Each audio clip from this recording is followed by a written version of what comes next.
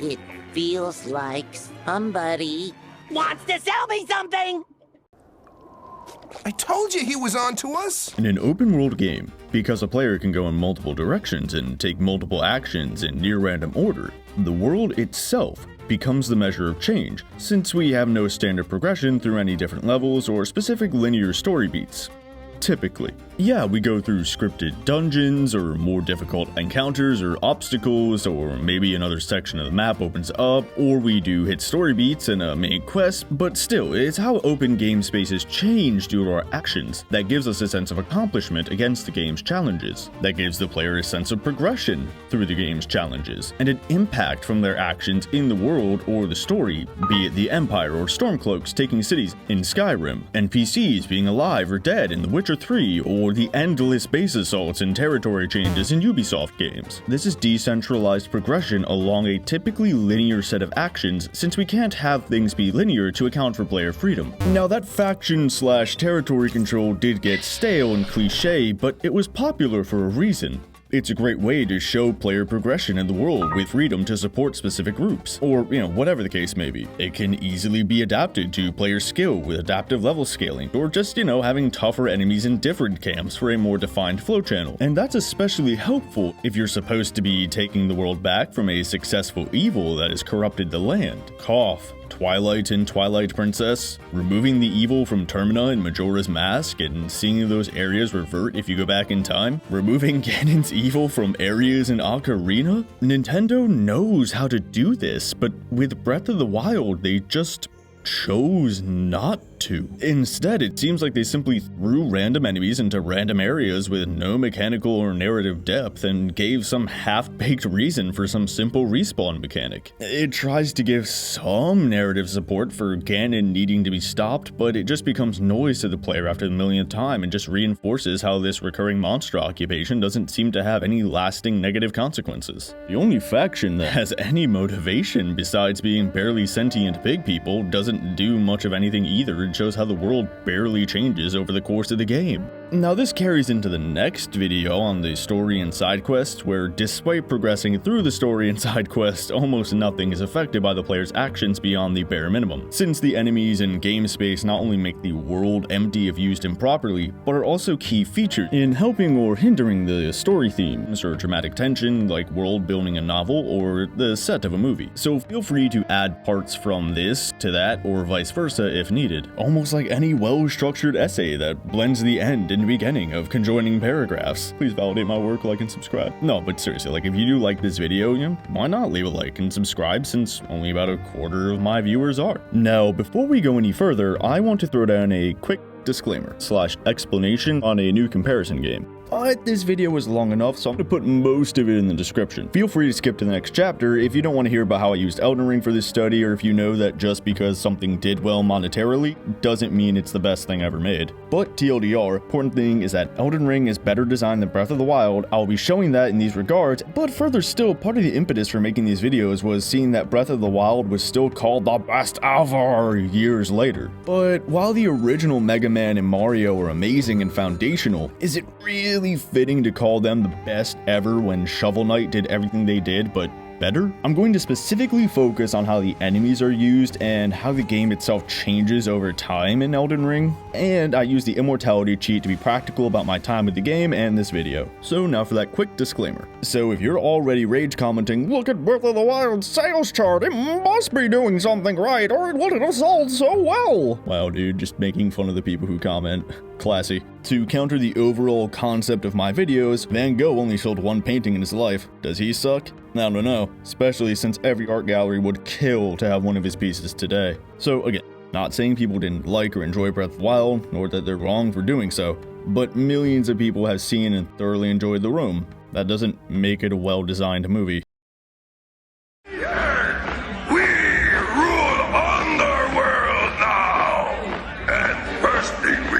Get revenge on Link and Zelda! Now, when it comes to open world games, one of the largest and most dynamic things filling out the world is the enemies. I'll also be including some animals here since they will kind of act as enemies. With every location, every story beat, side quest, mini dungeon, etc., they're almost always going to include some kind of combat, and these encounters should always make sense and enhance the story. Game designers use spatial elements to set the initial terms for the player's experiences. Information essential to the story is embedded in objects such as books, carved runes, or weapons. Artifacts such as jewels may embody friendship or rivalries, or may become magical sources of the player's power. The game space is organized so that paths to the game world guide or constrain action, making sure we encounter characters or situations critical to the narrative. This applies to enemies as well. Obviously not everything in an open world should be constrained or direct players all the time, but as I've said before, having none of that is an enormous issue. Enemies are the #1 way to engage with the narrative as they're most often the avatars of the antagonist. And if they aren't being used to deepen the world, to give us things to explore, to advance the story, or convey themes, and are simply copy-pasted across the map, well, then they're just pointless 3D models that are copy-pasted across the map. They could be replaced by T-posing mannequins and it would change basically nothing. And everything Breath of the Wild does to ruin its locations, contradict its own themes, not explain anything beyond the bare minimum, etc., it does to its enemies as well, which need to pick up the slack of environmental storytelling, but they get no real explanation, no creative use, no delving into their cultures or history beyond the most cursory stuff. Much more so than in past Zelda games, enemies are just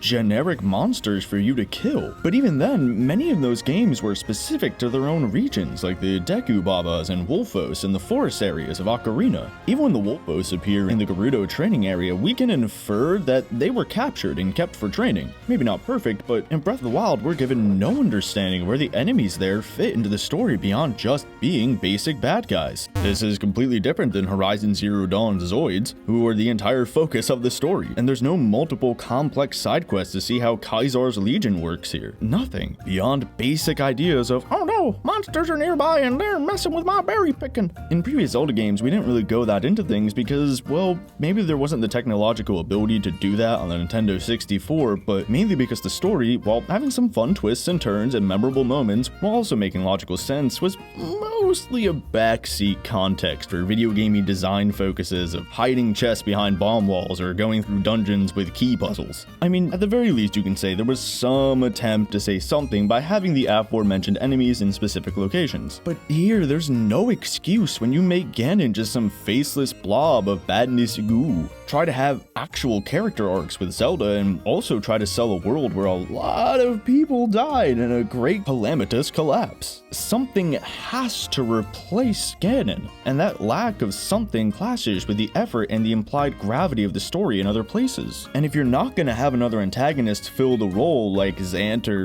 that guy from Age of Calamity, then the groundlings need to step up and be active, like the thugs in Arkham City, or the Nemesis system in Shadow of Mordor. I mean, at the very least, they need to sell believability, like simply having crabs in the water, or subtly tell stories like servants mining runes. But Breath of the Wild's enemies aren't that. They're static and unexplained, not affecting anything lest they ruin the player's freedom by providing any kind of story or structure. They must keep the nebulous mystery of why there are Lionels and why they decide to walk in an endless circle in random places. Giving that information is not too much to ask in an open world game that also tries to have believable physics. I mean, in other games, we see the Draugr in ancient Nord ruins, Snapmaws in the water, Rotfiends in bogs. Each of these enemies have specific reasons for being in those locations, be it a story focus or just simple logic. But Breath of the Wild's enemies are everywhere and anywhere with no explanation, given only generic regional differences, if any at all, that do nothing to explain these creatures in the story or world.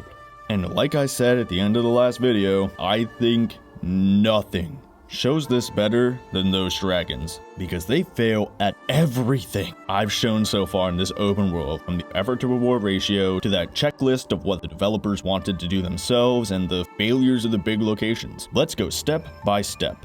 First thing we see, it's a dragon. in a video game. The upfront cost is simply a dragon fight. We see a dragon in an open world adventure game, not in a story cutscene chatting it up. I don't think we're wrong for expecting an epic showdown with the premier monster of fantasy. I mean, why else was Skyrim built around that, right? But here's the thing, plenty of people defend these dragons by saying, well, why do they have to be a violent encounter? Maybe they're just animals and peacefully trying to be helpful. Look, they're clearly East Asian dragons, and those dragons are often benevolent in mythology. True. But this just plays into the big contradiction of Breath of the Wild. Is it a serene, relaxing game, free of gameplay restrictions where we simply explore through nature at our own pace? Or is it a post-apocalypse where the villain won and committed genocide and destroyed a kingdom with the survivors of that apocalypse still fending off the creatures of that embodiment of evil? Are these dragons benevolent servants of the goddess who are here to help the hero like the retort says? Or are they enemies for us to fight as the initial cost says? Well, the goddess straight up tells us they're servants for her with Nehru, problem solved. But then why do they attack us at all? They even do. Why aren't they sitting at the shrine waiting to help us like the great fairies or the dragons in Skyward Sword? The latter had specific ties to the story and quests built around testing the hero that were tied to who and where they were. If that was what we saw in Breath of the Wild, I would not be expecting to fight these dragons. But Breath of the Wild doesn't do that. Two of these dragons float around in an arbitrary line semi-close to the shrine they're allegedly associated with, and throw fire or lightning at us if we get close. Not even if we, attack first. One is around their shrine when we arrive and begin some sort of encounter where we have to clean off its goo with arrows. Clearly, upon first glance, the upfront cost is buying into a dragon fight. Oh no, it's the player character. Shields up, load all torpedo bays, stand by phasers. And these fights are incredibly vapid. It's literally just sailing around them and loosing 1 or 3 arrows. They even provide you with an updraft just in case you thought you'd have to play the game, use the innovative climbing mechanics to your advantage. If you've used a paraglider or arrows even a couple of times, which, if you jumped off the Great Plateau, clearly you have, then there's no new strategy involved. This is a complete stagnation of Breath of the Wild's flow channel. Sure, you have to dodge some fireballs, but they're so big and move so slow that this isn't the hardest thing. And we shouldn't have to use the fact that they put up a few slow, obvious obstacles as the bar here, people. That's the floor. These interactions are pure deterministic busywork. And don't even get me started on the fact that the only dragon actively taken over by the main antagonist doesn't attack you at all. Just what? The benevolent helpers of the goddess attack us, but Ganon's slave just wiggles around next to the mountain for a few minutes. If you don't see how that's a contradiction, I don't think anyone can explain it to you. Whatever, professionalism back. And if we go through all of that, the rewards offered only feed into making the combat deterministic busywork, i.e. we deal more damage, the enemy health scales up. They deal more damage, our armor/health scales up. They don't really change anything, meaning there's no use of meaningful choices or any reason to change from one's dominant strategy. And you only get a single scale for hitting the dragons with 1 arrow, so good luck if you want to get more than 1 at once. Gotta plop down some fire and hope they respawn while you wait. Such downtime, many busyworks. And you can use that scale to A, make elixirs that don't change up the combat, B, let you dye clothes, which is paltry customization, C, let you into a blessing shrine at the springs, which is not only confusing and contradicting, coming up next, but also gives you a weapon and a spirit orb, which both become pointless or simply scale with your dominant strategy, or D, you can upgrade DLC armor, which it doesn't count because DLC is getting its own time to shine later. So if the combat is boring and the rewards are pointless, why leave downtime to engage with these creatures, making the world seem more and more empty? And they completely contradict the story if you even decide to engage with them. Like I said, they're not only attacking the hero chosen by the goddess, but are also specifically stated to be servants of the goddess by the goddess herself. I mean, unless she only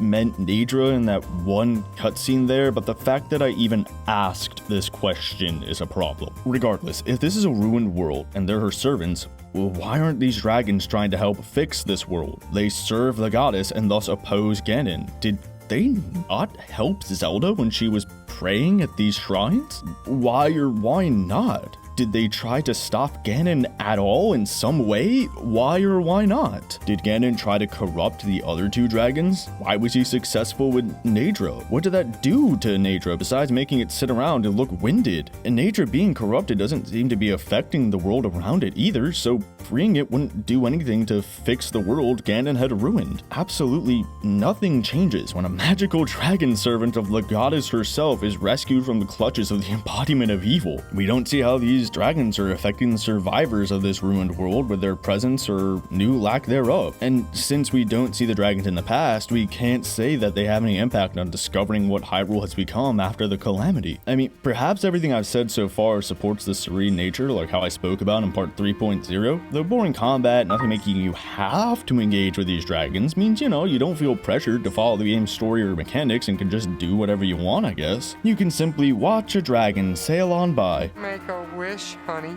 They're not making the world worse or better, so you don't feel pressured to stop or save them. You know, like this is some sort of game and not reroam map. But that does not gel with anything else I've explained so far. I mean, unless you just find that or anything else with these dragons interesting, which is completely cool and totally up to you, and not something I can or would say is wrong, but that doesn't mean that they're designed to be interesting. I mean, these dragons have no association with any locations and do nothing differently depending on where they are. The absolute most difference they have is the palette swap and throwing out red versus yellow damage balls. I mean, guys, come on, I'm sorry, but did I really just have to say they're palette swaps? How is that not obvious laziness? Whatever. And it's not like Nintendo doesn't know how to do this. Again, the Skyward Sword dragons. They're clearly East Asian inspired, palette swaps in a lot of ways, but clearly different with different facial hair at least, and a bit of difference in their speech and actions. We have a water dragon in a river, a fire dragon in a volcano, and an electricity dragon in an industrial location. But in Breath of the Wild, we don't see how Naydra is maybe an ice dragon being top of a cold mountain. Okay, well, tell a lie, it's blue, and if you get close, it freezes you. Okay, fair enough, palette swap with one ice ability. Regardless, how and why is Naydra specifically associated with the Spring of Wisdom? Is it smart? I am so smart. I am so smart. We don't see anything like that for Farosh or Dinreal either. Maybe you can say because Dinreal is near the volcanoes sometimes, then maybe it makes sense it has fire? But we usually see it sailing closer to the tundra, so does that really make sense? And I mean, that one has the least association with the shrine for which you need its scale, only being near it for a bit and spending 99% of its time sailing away from it. Maybe Farosh has more relevance with the shrine needing his scale since the Zonai ruins are clearly dragon inspired, but that's not 100%. In the official art book, it just says the dragon statues are meant to represent the courage of the Triforce. It also says they worship a water dragon, and while we do see Farosh go in and out of water for a second, that's it. It further clarifies that the ruins are Zonai, but the shrine with which Farosh is associated is clearly labeled as Hylian, so it's not clear if the Zonai association with the dragon is Farosh, since if Farosh is connected to the shrine and a servant of Hylia, why wasn't the shrine made by the Zonai? But still, regardless, we learn nothing about the Zonai, so the connection to that shrine is only tangential at best. Zonai stuff just adds pointless and unexplained mystery, which I addressed at the end of part 3.7. Then again, the art book does say that the dragons were here since the distant past, so maybe the Zonai knew about Farosh and that's still the dragon? Still, even if we can somehow say for certain that they worship this particular dragon,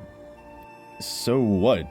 What does that really add to the game? Just more questions, I guess? Questions about how the Triforce functioned, about how Hylia functioned with these Zonai. It's just ruins that are shaped like dragons that aren't even associated with anything that we engage with in the game. And with Naydra, yeah, it sits around on its shrine, but then just leaves and sails around the mountain, proceeding to do nothing afterwards. None of these dragons have any connection to the land or locations that specifically mentions them, nor are they really used any differently. Just palette swapped models sailing around and doing nothing. And them sailing around made no sense to me, because how does no one bring up that a giant dragon is just muddling along there? Does no one care?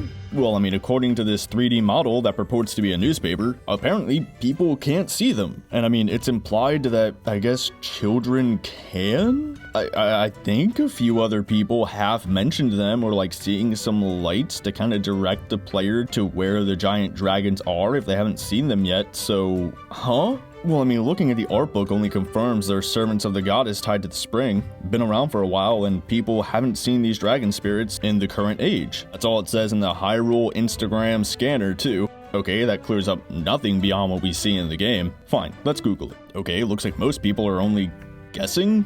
I mean, that alone should demonstrate just how badly Breath of the Wild explained what the heck these dragons are. The best I can tell is that most people think characters in the game can't see them because you have to have a pure heart, but like that is never actually mentioned, and we get no explanation at all except for the author of that newspaper saying a kid saw it, which I guess implies that kids have pure hearts, since they said kids wouldn't lie, which, have you ever met a kid?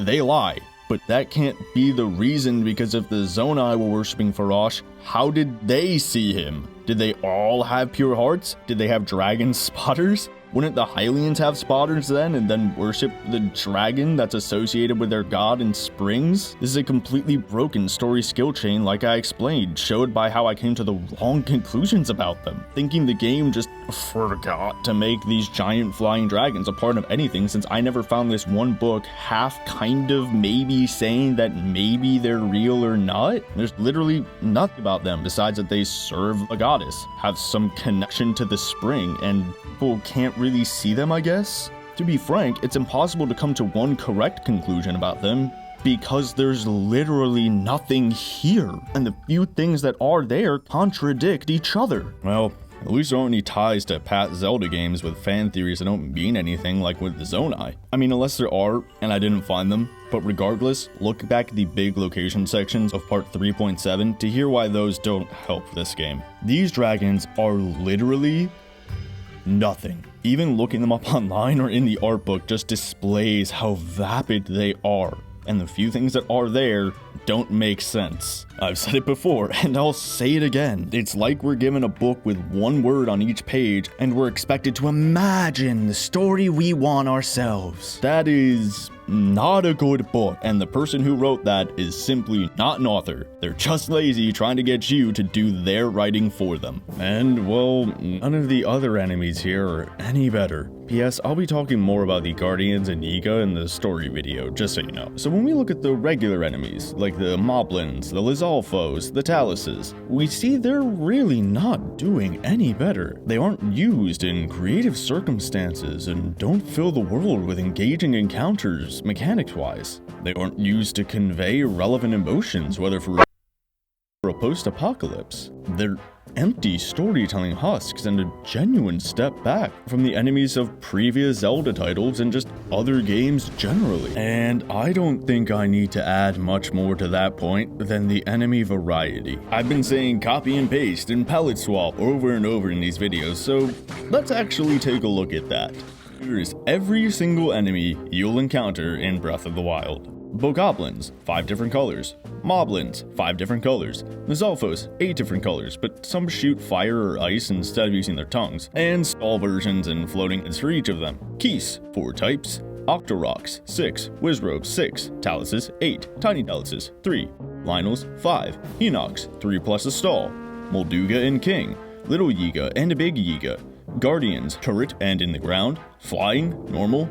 4 scouts and a sentry. 4 blights, a Koga, a monk, a Ganon, a big Ganon. Oh, and a Choo-Choos. 4 colors and 3 sizes each. Boy, that's a lot of sprites. Well, sorry buddy, let's put on our reading glasses and actually see the truth here. Let's cut out all the pellet swaps. They change nothing beyond scaling alongside your weapons and health, making them functionally the same. Doing 1 damage of 5 HP is no different than doing 20 of 100. Fractions! And the stall versions can probably go too. What's the real difference? You target them and hit them, and instead of dying, you go to where their head was and hit it. I mean, if you want, you can keep them, as the only real difference would be that they kind of like pop up anywhere at night. And maybe you can argue the Lizalfos that spit fire is different from the one that whips its tongue, but that's so minor as to barely be anything, just like the stall. So I don't really count them. Floating heads, hit them once and they die, just like the keys. I'd only count the different elemental keys as one singular different enemy, because you do actually have to be careful about using certain items on certain elemental enemies. So we went from like, what, 1, 2, 3, like 28 enemies or so down to like 5. Maybe you can argue for like 1 or 2 more, but come on. This is already a huge blow to the enemy variety. Octoroks, palette swaps. Maybe one runs away instead of hiding when you go up to it. Maybe one sucks up a sword if you ever think to maybe throw a rusty sword that you may have just happened to have at that moment at it. Wizrobes, palette swaps, Peblets, Lionels, Henoxes, Taluses, palette swaps. Yiga enemies actually play differently, so they can stay. The Guardians act differently too, well, but only some. The turrets and the Ruined Guardians that are stuck in the ground are, pretty much the same. I guess you can say Scout 1 and then 2 to 4 are different, since one is only ranged and the others have close range attacks. And then there's the Flying one, the regular one, and those Sentry Guardian light things that you only see, like, at Death Mountain. The Moldu King is only DLC, so he doesn't count, nor does that Monk boss fight. Kogo, while way too easy and comes with his own problems thematically, he's different than the other fights, so he can stay. Same with, Ganon. And I guess Pig Ganon, but I kind of really don't want to count Pig Ganon as an enemy because he's basically just a set piece. By that logic, the Divine Beast should be enemies, and I don't see them listed as enemies anywhere. And weird take among us professional Breath of the Wild haters, but while the Blights all look the same, they play so differently that I actually don't count them as palette swaps. Oh, and the Choo-Choos. You hit one and they either break up or die. Also, they can't really do anything to hurt you if you have more than 3 hearts. I guess you can count them as 2, because don't hit a lightning one with a metal sword. So, from 96, and that's being generous since I counted some enemies with specific names as different, like those brother Henoxes, to 28. That's basically a quarter. So 3/4 of Breath of the Wild's enemies are palette swaps. Seriously? Oh, almost forgot. Animals. Wolves, bears, mooses. Alright, check out the palette swaps. 3 enemies. 1 wolf type enemy, a bear, and an animal that sees you, makes a grunting noise, and then maybe charges your direction. See boars, rhinos, etc. So maybe my 1.5 brain cells screwed up counting numbers, but at worst, 3/4 of Breath of the Wild's enemies are palette swaps. At best, I think you can argue for 50%, but 50% is still an F. Let's look at A Link to the Past, a whole 26 years before Breath of the Wild. Okay, so, look at that. They have palette swaps counted as 1 enemy type, not for Breath of the Wild's page. Okay, so 1, 2, 3, I don't think I'm gonna count a boulder. Alright, but by about halfway down the page, I've already counted about 30. Feel free to follow the link in the description to go count for yourself. And sure, some of these enemies play pretty similarly, but it was the SNES's first few months of life. Console games still weren't sure what the heck a home gaming console even was yet. And if Breath of the Wild is only just barely possibly managing to do what Zelda did in 1991 if we stretch and look at things in its favor by counting those stall versions as different and counting DLC only enemies, etc., then something has gone horribly wrong. And even when I started Elden Ring, I could tell that it has not only more enemy variety, but enemies used in creative or unique ways. Enemies that are working with the story, or selling the environment, or even playing off of their own mechanics. Giant crabs are in the water with those gas-spewing squid things, there are servants that are clearly lower ranking than the pages or knights and are doing menial labor by digging, and you find runestones near them, useful items for them as well as us. And they're hiding when I come to murder them since they're weaker and unarmed.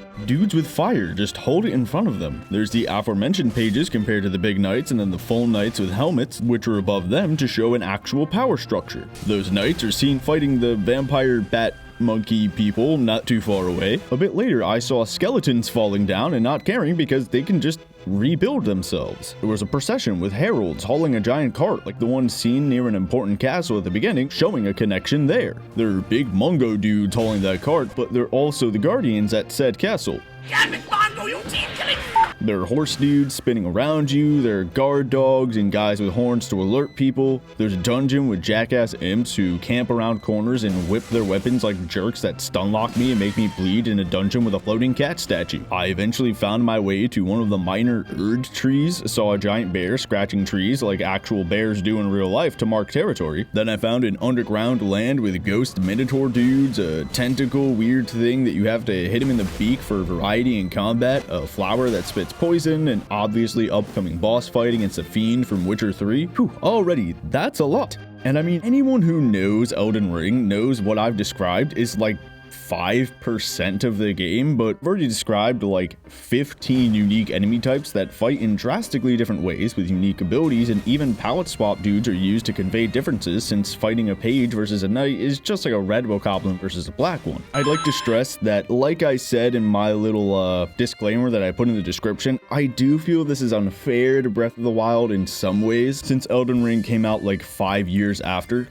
But Breath of the Wild is still praised today, even alongside Elden Ring, so I feel it's still at least somewhat a pertinent comparison. And fighting these enemies are always a net positive for any Soulsborne game. Yeah, even if you risk dying every time, each enemy still gives you some runes, so even the tiniest encounter gives you just a bit of XP to get us a little bit closer to the next level, and thus the next wall against which we can break ourselves. Almost like games figured out this whole XP system years ago. Funny how that works. Elden Ring here is a perfect example of using enemies as a resource within an in-game economy. Well, since we're Jesus Christ, over 6 hours into this series, wow, and gone over basic concepts from a flow channel to skill chains, let's hop into advanced game mechanics. I think we're ready. In chapter 4 on page 59, we get into the use of in-game economies. This is less the actual economy you might find in games like WoW with auction houses and real players trading items, but more how we basically calculate a random sword's worth in the game. If we could use the money buying said sword from a vendor to buy armor that's better, the sword is worth less than that armor. Simple stuff, right? See why I said the colloquial name for the flow channel was the difficulty curve? Dear viewer, I'm sure you're already an expert on in-game economies and deciding if this wonder in civilization is worth the city's time when it could be spamming out siege weapons instead. So back to Elden Ring and Breath of the Wild. Elden Ring does exactly this by having every enemy offer at least some XP or resources, from armor to pieces of meat or something that they were guarding, etc. Without weapon degradation, we don't lose the good weapons we've been upgrading, and if we've already bought into just how hard the game could be, then the risk of dying and using up an Estus flask, Crimson Tears, whatever, isn't that much of a worry. Plus, the exploration and combat against new difficult enemies is the main draw. But in Breath of the Wild, encounters are almost always net negative, as I've explained in part 2 and 3.0. You either waste weapons to get new ones, waste food resources to get new ones if you get hit, you get rupees, which I said were pointless earlier, we could get materials to make potions that don't affect our dominant strategy or let us upgrade armor to make combat even more deterministic. You get the fun of beating enemies, which if you found that fun, that's awesome, and I'm genuinely happy you actually found fun in that. But as I spoke about in all of 3.0, that inevitably becomes deterministic busywork in downtime. And plenty of other games build themselves around emergent gameplay strategies with meaningful choices, so why bother using bees in combat when hitting works better after the Great Plateau? I mean, yeah, am I repeating myself a bit? Sure, but I need to reiterate certain points to prove how the enemies were poorly used, not just how the game's freedom or effort to reward ratio don't work. Overall, the enemies here just aren't filling the world with with unique encounters. I mean, it's a perfect example of what is spoken about on page 87, combat that cost more than it rewards. And it's not like Zelda doesn't know these concepts. Heck, on page 49 here, Adams goes on for multiple pages about how the Forest Temple in Twilight Princess uses hub and spoke level design, and how it has a blend of deterministic and emergent strategies for you to learn by using the Monkey King mini-boss to enhance the story and the presence of the evil Twilight corruption, a boss that's specific to that area and shows the difference between it and other locations, since there aren't any monkeys that are corrupted and become your friends in like the Gerudo Desert. The enemies were used to enhance the narrative, level design, and gameplay. So for this open world, they should be used to do the same and fill the map with specific, unique encounters. Let's jump to page 231 and look at the mapping mechanics to missions section to see more of that in action. I think some of us who know some of game theory will be very familiar with charts like these. They're very simple. The task here is to get 10 flowers. So, in the first diagram, we get 10 flowers and win. There's no real challenge or mechanics. Walk over to them and click, basically. So let's knock it up a notch with a blast from your Spice Weasel. Now you have enemies between you and the flowers. Avoid or fight them. There's some skill involved. But what if you already know how to deal with those enemies, or they're easy? Well, let's try adding more enemies and making them tougher with each flower you collect, or each one you kill/avoid. Uh-oh. It's getting trickier now, but you could go even further and say that you don't have the option to kill or avoid. You have to kill or avoid the enemies to pick up the flowers. Don't like avoiding? Too bad. You have to collect flowers 3 through 6. That's what we call a subtask. Of course, forced stealth sections are kinda stupid, and you don't want things to be too complicated, too linear, or too open all the time, depending on what you're trying to make. Game design may be a science, but it's also an art. But in Breath of the Wild, we don't move beyond the second stage. Enemies aren't used in unique and specific ways. They're simply placed between you and an objective, be they for side quest or for the story. Are you collecting pieces of a broken Zonai thing for some dude to tell you to stand somewhere to open a shrine? The enemies are simply placed near the items and you don't even have to engage with them at all. Just take a picture. Sure, you have to kill some enemies and some story beats or side quests like the Hinoxes and the Three Brothers side quest, but having to kill 3 of the same enemies in a row you've seen before, or what the quest tied to the 10,000-year-old shrine has to do with 3 monsters that are nesting here in the present? The enemies are just there as a generic obstacle, not an actual narrative element. I mean, this is literally basic lock and key level design. It's literally the basic diagram from the very beginning of chapter 11 on progression mechanisms. You have some enemies, things get harder, then the big boss, then the reward. I mean, the enemies in this chart aren't even shown to be different or tied to the area they're in, obviously, since this is just a basic diagram as an example. They're just there like, rawr, and there's maybe an upgrade a bit of the way through, like some kind of shock arrows you can use that simply make the exact same fight a bit easier if you decide to use them. Like, I cannot convey to you any simpler that this is the literal bare minimum of level design.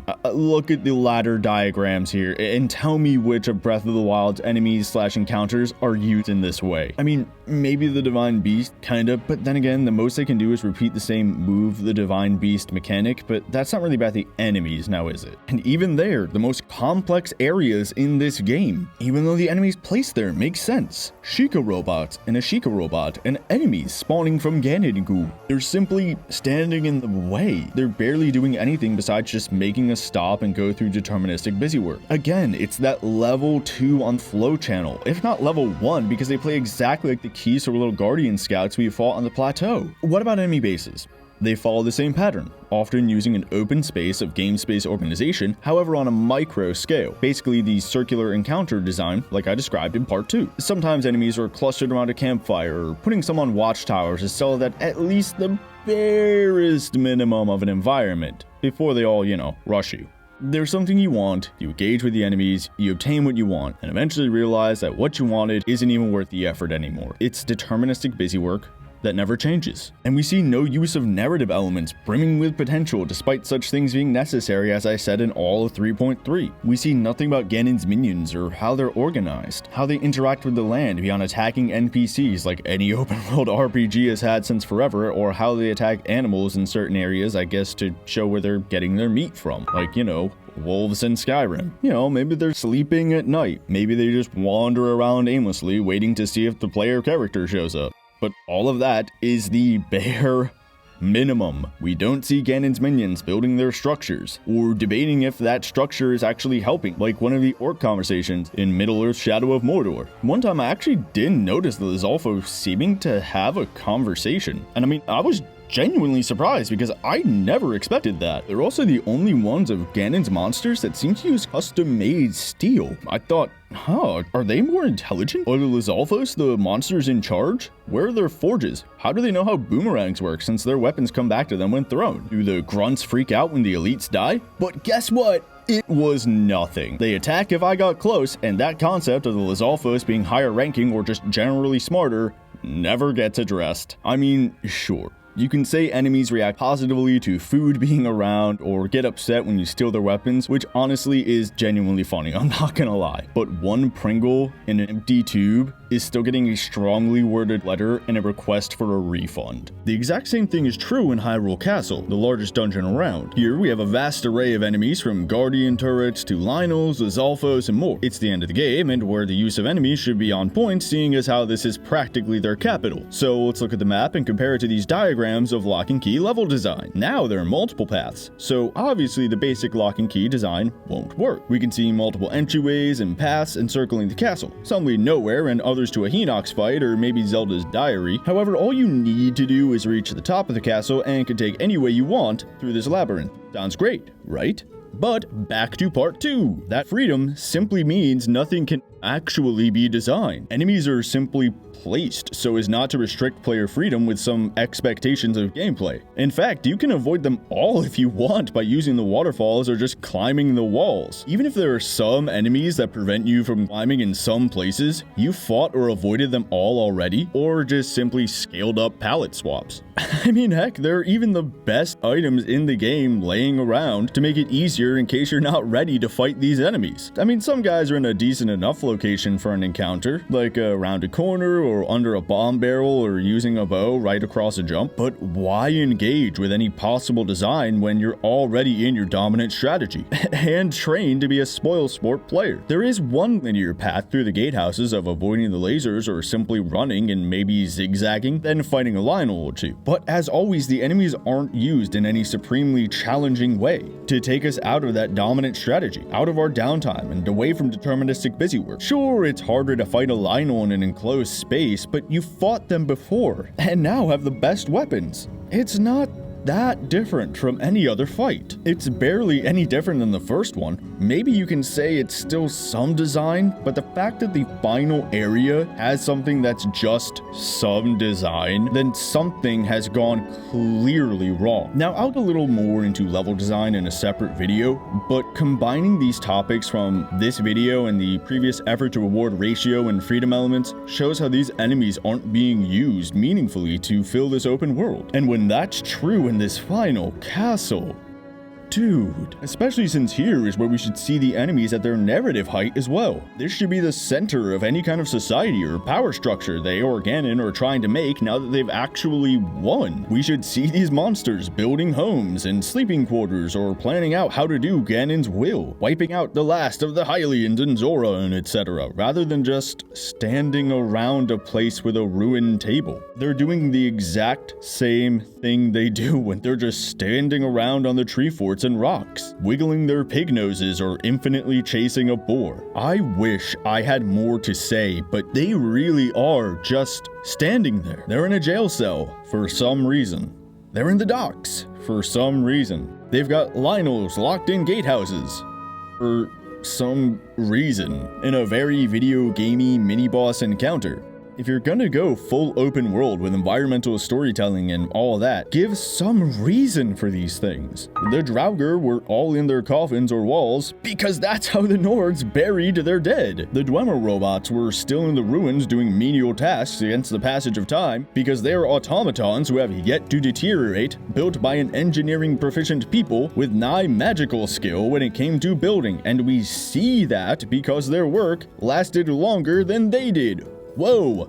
Storytelling! Did the Lynels decide to go in there and wait for Link? How and why? Who told them? Why isn't any monster using the Hylian shield instead of leaving it with a Hinox that could have been using it to try to kill Link? I mean, you can call this nitpicking. I call it not using every element of a game to its fullest narrative potential, and leaving out crucial story information. Information that could have been discovered freely by the player on the table. Tell me, does it really feel like you're assaulting a castle that's been taken over by the embodiment of evil and fortified as its new capital, and using all of its resources for the monsters who now live there and have their own society? Or is it just a big area with some enemies in it? I mean, just look at the Bridge of Sacrifice in Elden Ring as compared to the one I mentioned way back in Part 2. We have the enemies set up fortifications along the bridge that crosses a canyon. One is man-made, but the other is natural. There's a tower at the center where there's a ranged enemy launching explosive/fire attacks alongside groundling enemies that also accidentally destroys parts of the fortification. You can even avoid this bridge pretty easily in either game, but...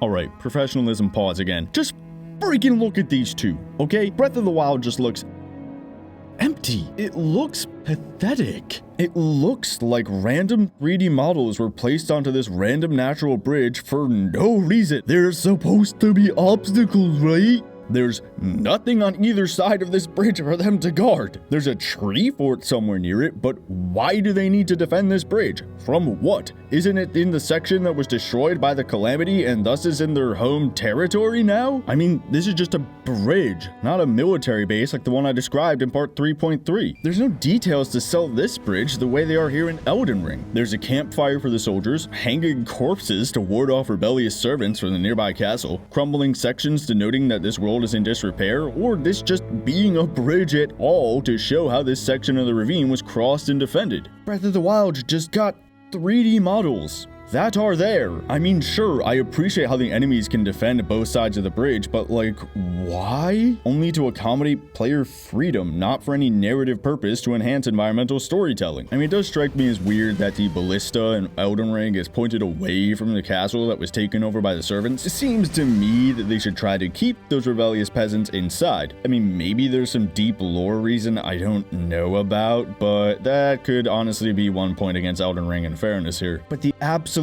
base of it, just look at these two, man. Okay, professionalism, play. The basic enemies simply aren't selling themselves or a ruined world. I mean, this isn't a ruined world for them. It's a new world where we can see them do what they want and make things the way they feel it should be.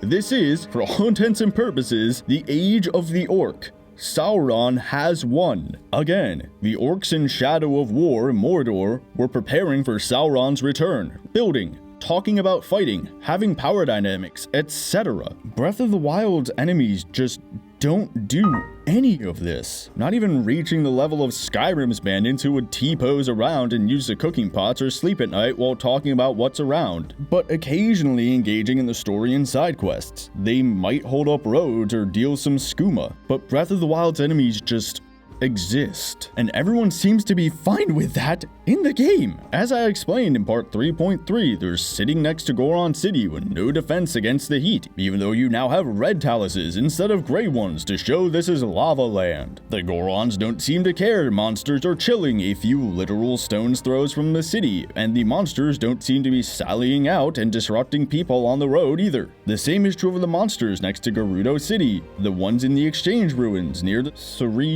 Serenity stable? This one. And Tabantha stable. You get some moments like the monsters are accosting a traveler, but others where the travelers just fight them off. You get some missions where the monsters made travel into Zora City an issue, and maybe mess with some fishers out in Luraine Village. But these aren't issues everywhere and are easily wrapped up, so it's the equivalent of a pack of aggressive wolves setting up shop in a real-world medieval town, and the town has to just chase them off. But here's the thing, you don't get to just chase them off, because you get rid of the monsters and blammo, Bloodmoon. Oops, all your work is undone. Now, such a lack of player progression and impact on the world can have some place, and we'll get into that in a second. But here, the Bloodmoon is not only another contradiction, but an unnecessary explanation for a respawn mechanic. I mean, the game already has dead enemies that come back to life. So, you know, it could have used the Stalfos to show the dead coming back over and over instead. I mean, to be honest, how is Ganon's power working outside to bring his mobs back, but not in other places? Zelda is supposedly holding him down in a chokehold, but he can respawn his dudes? I mean, if he can do that, what else can he do? Why isn't he controlling his troops? It just makes no sense. There's no reason for the game to add a reason for this mechanical necessity. Yes, I have nitpicked when Breath of the Wild doesn't add bits of context for things that don't need it. I complained about water sources not making sense and how there's so little distance between biomes in a map that can't possibly be the size of an actual continent. But if Breath of the Wild is going to have a breathing world with desert being cold at night but warm during the day, then it can't say, well, it's fine if no rivers run to the sea. If it's gonna have a reason for the enemies coming back,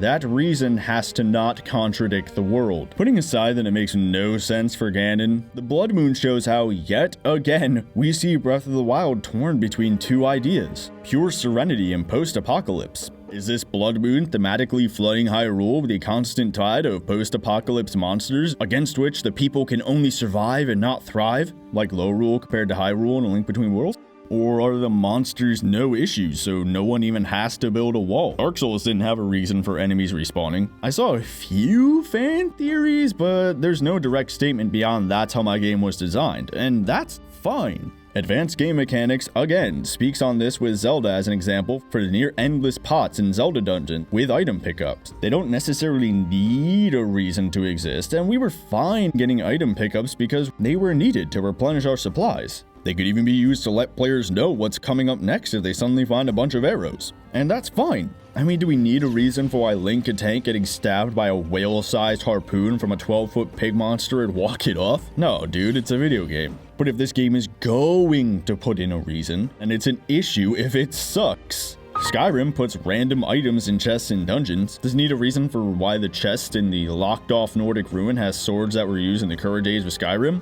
Yeah. Why? Because it puts food in food bags around tables used by bandits in occupied forts. It puts Dwemer armor in Dwemer ruins. It made this logic an issue, so while mechanically it might make sense to reward the player with powerful loot after winning against a boss fight, it can get incongruous if that clashes against the logic Skyrim has set up. Look at Elden Ring again. It put an explanation for why Dark Souls dudes respawn because we hate you and your mother happened, and said they're in the lands between and nothing can stay dead because there's no death rune on the One Ring, so things come back. Maybe not perfect, because why don't the bosses come back, but still. In Breath of the Wild, we don't necessarily need to have the Bloodmoon cutscene every time, which maybe was impressive once, but then just became white noise. We can just assume enemies respawn. I mean, heck, if Breath of the Wild wants to give a reason, why not show where more monsters are coming from, like a Zant or Age of Calamity dude style wizard summoning or creating them. Monsters could be laying eggs in the castle. They could be coming from distant lands or underground or portals that we have to close, or have Ganon birthing them like an ant queen. I don't know. Anything's better than just saying Ganon used magic to make them come back to life despite him being locked up. And the animal enemies? Well, like I said, you have a wolf enemy, bears, and palette swaps of animals that grunt and then maybe charge you. It's nice how there's a specific snow animal in the snow area. That is a genuine plus, but that was in Skyrim, and A Link to the Past had specific enemies in specific areas too. So the bar is on the floor there, and the few times Breath of the Wild does get it right, it still trips. And I mean, all the animals act exactly the same anyways. Maybe the wolves hunted deer, but I never saw it. I mean, even if they did, so did Skyrim, so again, where's the bar? Do we see anything about how the bokoblins trained bears to be bear cavalry? Is that needed? Maybe not, but it's a narrative possibility that would have been cool as heck to see at least. But what we probably do need to know is how a wolf gets to the top of a random plateau with no actual way up. Of course, they're just there. To be there. Perhaps that's nitpicking, since we don't see how other creatures like the bokoblins are up there in the Gerudo Highlands, but we do see them around the ramshackle lifts and walkways, so I guess we can assume they used those to get up. Bit of environmental storytelling here. I mean, it just exacerbates Breath of the Wild's issues of palette swaps, lack of unique player engagement, and haphazard asset placement, which makes the world feel so much more copy-pasted, and thus empty as a box stuffed end-to-end with packing peanuts. The enemies aren't used to convey anything and aren't used in creative circumstances, are empty storytelling husks, and are simply wastes of potential placed around the map simply to be placed. There is no attempt to reinforce how Ganon has won and the age of the orc has arrived, except for the Bloodmoon, which only adds to the main serene/apocalypse contradiction, as nowhere seems to be in mortal peril from these monsters. Rather than the largest area being used as a capital for the servants of Ganon, it's the biggest point where the enemies are simply standing around for you to maybe engage with if you want, lest they dare to give you an obligation and step on your freedom to avoid playing the game you bought. I mean, unless you run in straight from the Great Plateau, but we were specifically told not to do that. So, not only does this end up making the location simply look pathetic, for lack of a more tact description, but it honestly is pathetic when we look at these environments from the perspective of game design diagrams and see they're literally no better than the base model, or at best, second. And looking back at Zelda's history too, we can see that the enemy variety here is just literal palette swaps. There's just no excuse for Breath of the Wild's enemies being this vapid and this lacking in proper use. There's simply no excuse for failing to make dragons work in a fantasy video game when Skyrim got it down before you, or at least did it better, on which you could improve. And Skyward Sword got it right in the same dang year, only 1 week after Skyrim released, when the dragons in an open world fantasy game are a perfect example of everything you're screwing up, then you've really screwed up. Even the Yiga, the only enemy group with actual agency, being faceless dudes in masks instead of barely sentient monsters or magic robots, don't do anything to advance the story, add depth, or change up the mechanics beyond the bare minimum to fill this open world. As I said, I'll be elaborating more on them in the next video, so feel free to move over arguments from here to there or vice versa. Now, a picturesque plotline, spaced out to an open world or not, is totally fine and has worked wonderfully in so many things. I brought up Minecraft story mode in part 2, incorrectly labeling the second half of season 1 as season 2, my bad, where the gang travels to different worlds while trying to find their way back to their world. Even in the first half, the group travels to a variety of locations just to find some way to defeat the Witherstorm. In the world hopping second part, there's no real villain besides the pressing need to get home and whoever is the villain in each particular world. But in the first half of season 1, Ivor can cause issues, and the Witherstorm is a threat of generic badness world ending goo. Now that sounds like Breath of the Wild, huh? Replace Ivor with the Yiga and the Witherstorm with Ganon, but the Yiga don't act like Ivor here. They're supposed to play the role of antagonist, albeit simply with a little attempted comic relief sprinkled in, but they don't actually act like any sort of antagonist. They have the look down, but none of the action. They don't actually try to stop Link from fixing the Divine Beast. Stop right there! Hero. Stop! They don't try to join forces with Ganon's monsters. They do nothing to fill the world with dramatic tension unless you count appearing out of thin air only to disappear if Link keeps running as dramatic tension. Dramatic tension, which arises from an unresolved situation or problem, is what holds the reader's attention and keeps her around to see how the story comes out. And Breath of the Wild needs to be doing this since Ganon is unable to affect the world, except for, the Bloodmoon, but whatever. His monsters don't seem to have any leadership or agency. We need to see them affecting this world through Ganon's whim. They need to sell this post-apocalypse, especially if the environmental storytelling and enemies are falling completely flat. Like, Astor the Wizard from Age of Calamity, or, the Yiga in Age of Calamity? The only time the Yiga actually affect the main plot is when they steal the helmet from the Gerudo like some frat in an early 2000s movie. Are they gonna egg Hyrule Castle next? Oh no. Hello. Hello, Riju. you're a stupid head! Koga. Is that you? It had nothing to do with Link waking up, or at least none that I saw in the dialogue with them. They just nicked it a few days or something before Link actually woke up, just because. Because f*** 'em. The Gerudo say it's needed to enter Va Naboris, but did the Yiga know that? It's not said, so maybe it's implied they did and are trying to keep people from entering? But then why don't they do that with the other divine beasts? Stop right there! Hero. Stop! You'd think that it'd be easier since this is the only town with any kind of blockade, but the Yiga can wear disguises and teleport anyways, so why not just wear any girl disguise and walk in like Link did? Is that what they did? I don't know. And besides, the Yiga could just yeet the helmet down the giant wells so no one could get it, or just break the dang thing. And if they did know that the helmet was needed to enter the Divine Beast, why didn't they steal that before any of this? Like, it took them 100 years to do it. But then again, weren't the Yiga made from that split from like 10,000 years ago when the king just decided that he hated technology? Whatever, now we're getting deeper into the story aspect of that making literally no sense. But then again, the fact that I'm even able to ask so many questions just shows that the Yiga are there as a general to-do list item before the divine beast, like getting the shock arrows for the Zora or walking to the shooting range for the Rito. They literally could have been replaced by a raccoon stealing the helmet and it would have made literally no difference narratively. And that is not a good thing.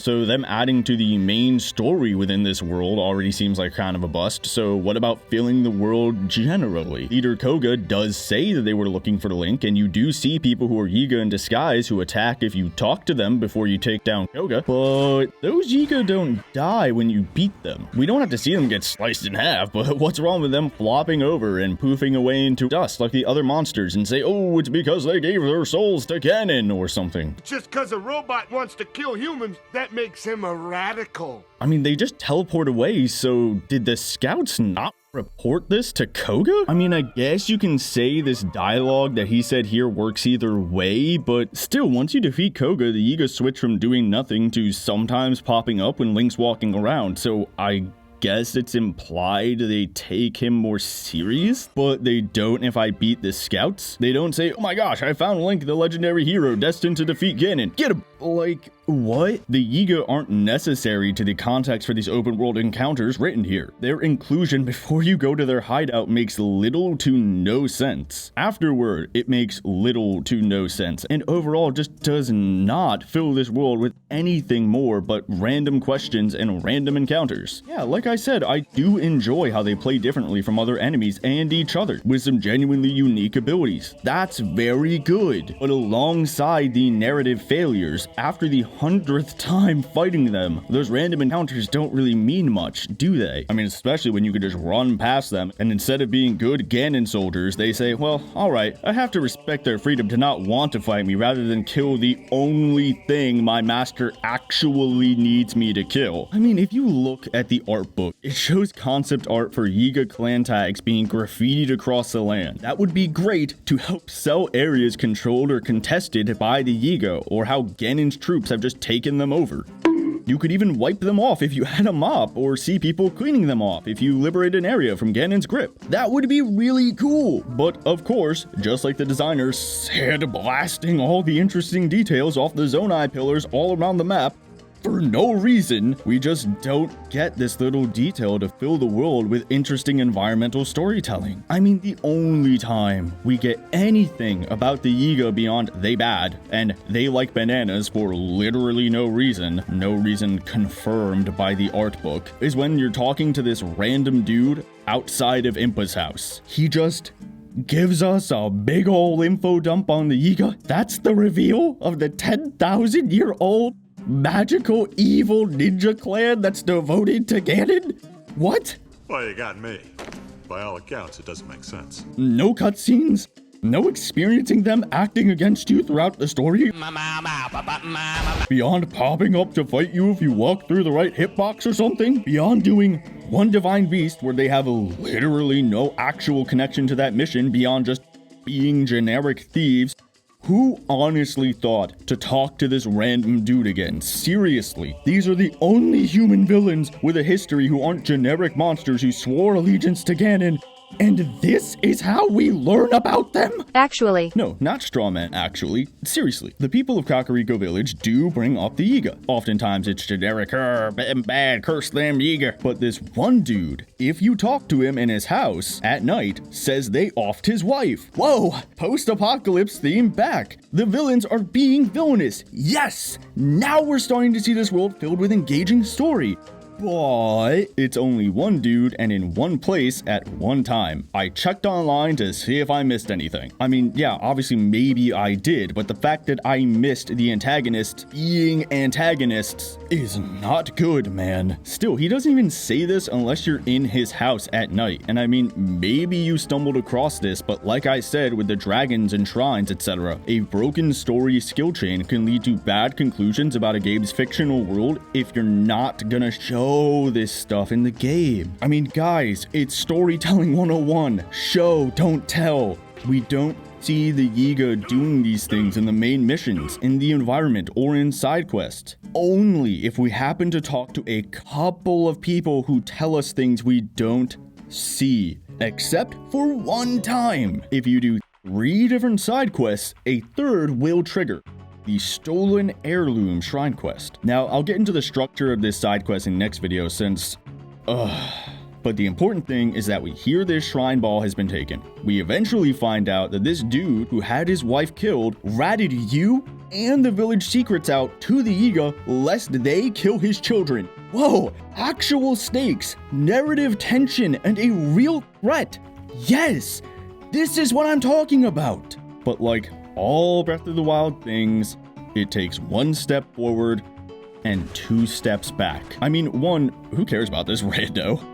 Like, yeah, I'm very happy we're seeing the Yiga affecting people and have some depth about people leaving the group, but instead of seeing how this affects the main characters or main plot, it focuses on someone who we had no time to learn about or learn to care about. Yes, it feeds into a picturesque narrative of Kakariko Village and how it's doing, but we should establish the main plot of Breath of the Wild before we get into those kind of things. And yet this still contradicts with other pieces of basic logic.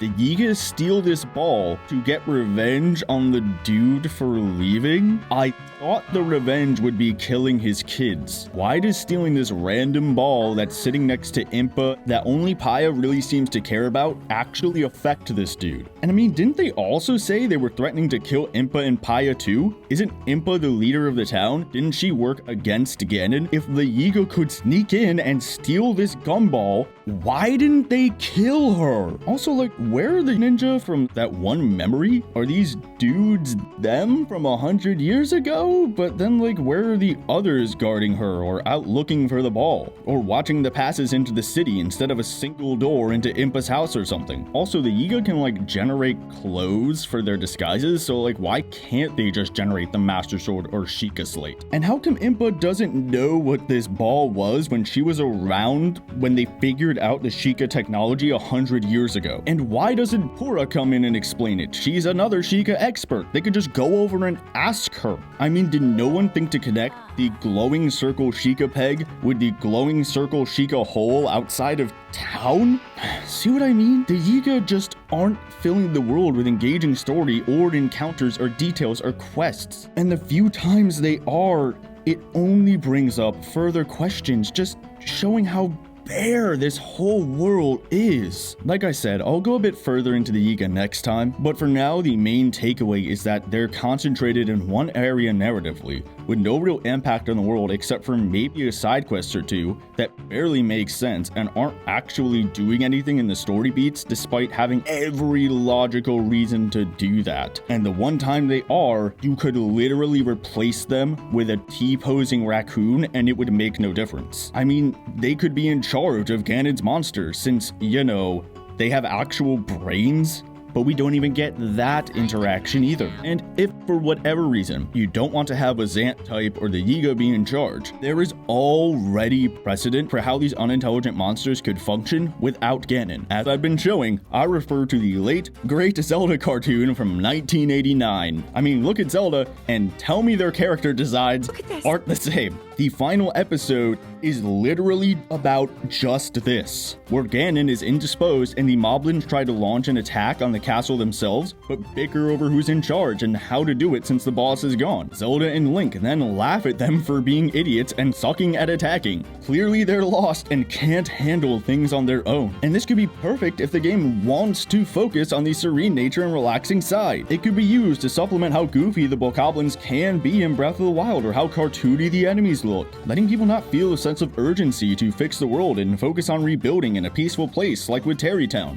There you go, serene nature. But if you want to go more serious, the game could not be so comedic to keep the post-apocalypse vibe, but with power being decentralized and Ganon unable to command his forces. You could see power dynamics at play out there, like with the orcs in Shadow of Mordor/War. Take back territory from the moblins or Lizalfo's factions. You can have some places be in more trouble or less with more powerful factions teaming up and hoarding the big monsters like Taluses, as if they're divisions of cavalry. They have a cave troll. You know, so you have like different sections of the map that are naturally harder and easier. You could have the Yiga trying to unite everyone, but they're clearly only second in command, and have some other captains who are like, screw you, you're not big boss, you're Moblin King. That way you can have some sort of pressing antagonist who maybe is trying to unleash Ganon again for dramatic tension, or maybe the Yiga are trying to keep Ganon locked up too. Maybe they want to be in charge and you have to work with them. Tons of potential. The fact that, to this day, mere days before the release of its sequel, this game is so open for so many changes just reinforces how barren it is. Even with that more defined flow channel and the idea of decentralized power with competing factions, you can still have freedom to explore without some big bad guy who's moments away from capturing Ciri for 500 hours while you wrap up all of Velen's side quests. In addition to melding in some progression through the world as the player fixes Hyrule and moves between safe areas and dangerous areas like the besieged zones in Red Dead Redemption Undead Nightmare. So I'll get more into ideas like that later on when I wrap up this whole series with how I would fix this whole morass. But in the meantime, seriously, go watch that cartoon. It's genuinely fun. Zelda is a legit boss, and Link is such an annoying but lovable tool, but they genuinely have some actual chemistry. You saved us, princess! Kiss me. Link, let's go. It was worth a try. Like, if only to hear the meme in action. Nice job, hero. Hey, excuse me, princess. So, if the enemies are mechanically not worth it on an effort to reward ratio and plateau on the flow channel after the first couple of encounters in a dominant strategy, show the world isn't ruined and is more serene, shows people having no trouble adapting to this new age of the orc, are like at least 50% palette swaps, don't engage with level design to tell a story, have so many missed narrative opportunities, are a genuine step back from what the preceding Zelda game and the one from like 25 years before it, meaning they're generic bad guy monsters copy-pasted across the map to simply stand around for the sake of being enemies to stand around, sounds like they suck. You know, Lisa, music helps Daddy think. And speaking of sounding, oh, God, that transition sucked. But what can you do? I gotta slot this in somewhere. The music. Yep, y'all knew this was coming. Out of everything that Breath of the Wild sometimes gets critiqued for, this is probably the biggest one alongside weapon fragility and maybe like the climbing in the rain. There's no music. Where's the sweeping and memorable Hyrule Field theme, the Great Sea theme, Minda's Lament, etc., etc.? One of the things Zelda has always been known for is its grandiose, memorable, and fitting music. So Breath of the Wild's choice to take such a different direction with the music, as they did with changing all of Zelda, is a very jarring change. But let's address the obvious argument here. Just a quick Google search or even YouTube search will show that Breath of the Wild's original soundtrack is just as long as Twilight Princess's or Skyward Sword. So yes, obviously there is music in this game, and some of it is pretty memorable. We all know Cass's theme. The Talus and Hinox have some pretty distinct themes, with the Hinox using a nice brass to give a sort of goofy and lumbering vibe to these big old boys. Rito Village has the Dragon Roost Island theme. Another reason I was sure this was sunk in Hyrule, by the way. Terrytown has some laid back and chill beats like it's some typical fantasy village which gets torched by the end of the beginning to drive the hero to fight the villain who is now established to be bad. I mean, I could go on. So I will, by saying that the musical choice to have many of the tracks be a sort of broken and sad piano is freaking genius. If maybe a little cliche, but seriously, like the Great Plateau, this is something that is such a brilliant idea that I do praise Breath of the Wild for it. The sad singular piano keys complementing the lonely and forgotten atmosphere of the ruined world with broken pieces of Hyrule we all know and love crumbled and taken over by Ganon's minions in the Age of the Orc. Great idea. That alongside previous Zelda music adapted to a new, sadder tone in certain places like the Dragon Roost Island theme and Rito Village, giving us a sense of hope for the world by seeing the Rito still alive, combined with our meta understanding of the Rito in the Wind Waker. And broken music of places like the Temple of Time to go alongside the broken ruins of the temples so we, in a meta way, are connected to how the ruins look to Link based on our knowledge of the Temple of Time theme? Seriously, those are brilliant ideas. Like with the Great Plateau and Zelda's character potential, you get a gold star here, Breath of the Wild, for your potential. Because here's how the music, regardless of its good intention or quality of the music itself, makes things worse. Now, this isn't going to be me saying the music is poorly made because it took me 20 plus years to learn how to sometimes clap on beat. I mean, I have seen some composers praise Breath of the Wild's music, but its use of pitch, staying on key, all that jazz isn't the issue. No, how Breath of the Wild uses its music only exacerbates the main contradiction of Breath of the Wild and contributes to how empty the world is. Because yes, I know that the lack of, or at least minimalist use of music was the point, and in some ways it does work well, but that doesn't make the point good when put alongside the rest of the game. As I said before, similar to following game design doesn't make a game good. Just because one aspect of the game works with another aspect doesn't make either of those two things or the game itself good. Just because the developers intended something doesn't make that thing good. Here we are again. Is this a post-apocalypse or not? Is this some serene, relaxing game or not? The music seems to imply a somber and melancholy feel of seeing an empty world and ruined Hyrule alongside broken versions of well-known musical tracks, like we're only hearing snippets of the past through some kind of broken audio logs. But you could also say that the chilled-out tunes imply a relaxing landscape. Are these gentle sounds of nature to ease you into a serene, relaxing setting with stretches of quiet just so we can hear the world paired with the occasional upbeat track to pull you back into the adventure, a la Minecraft? Because Breath of the Wild is succeeding in neither of those contradictions. If you're able to choose a piece of music that feels the way you want your game to play, you've already efficiently made a great many subconscious decisions about what you want your game to feel like. Or, in other words, its atmosphere. Like a theme, the music can channel the design of your game. If you ever find that part of your game is conflicting with the music that you feel is so right, it is a good indication that part of the game should change. The game needs to decide its theme, and having music like this only makes that confusing regardless of its quality as pieces of music or how they might work in a game without this contradiction. I mean, I could say that other Zelda tracks are way better and memorable, but that's not very objective since I'm not really a musically trained fella. Regardless, the Sword & Adventure track of those past games didn't contradict with them. I mean, heck, I kinda take points off Mass Effect for not having the most creative and memorable music like Halo, instead just kind of opting for generic sci-fi techno-ish music. I still like parts of Mass Effect soundtrack and it could have been a little better, but at least it fit. But here the music with so many gaps, like the ruins of a once grand city, doesn't fit with how empty the world is. I mean, let's be honest, the main thing we do in this game is walk around the open fields,